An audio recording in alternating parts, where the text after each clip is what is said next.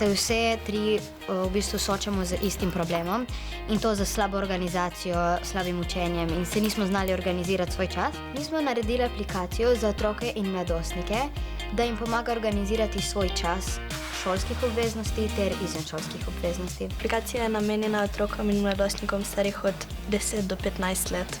Ko sem pokazala prijateljem, so bili zadovoljni z našim dosežkom in izgledom. Aplikacija mora biti privlačna po izgledu. Bomo vključili v prihodnosti tudi igrifikacijo, da lažje spodbuja otroke.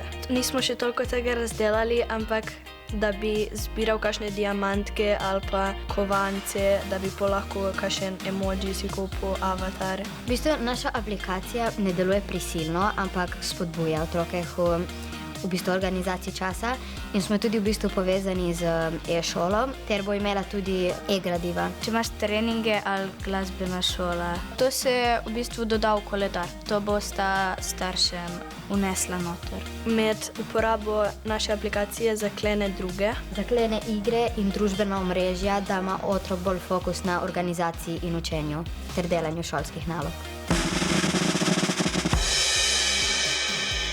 Daily Vibe. Dobili te so nagrade, vse smo bile zelo ponosne na sebe, ampak tako smo bile toliko v šoku, da se sploh nismo zavedali, kaj smo v bistvu naredili. Komaj par dni potem smo bile, wow, mi smo zmagali na Koprih. In naslednji dan nismo šli v šolo, smo šli skupaj na en sprehod in še vedno se ni nobena zavedala, da smo zmagali. Jaz se še zdaj težko zavedam.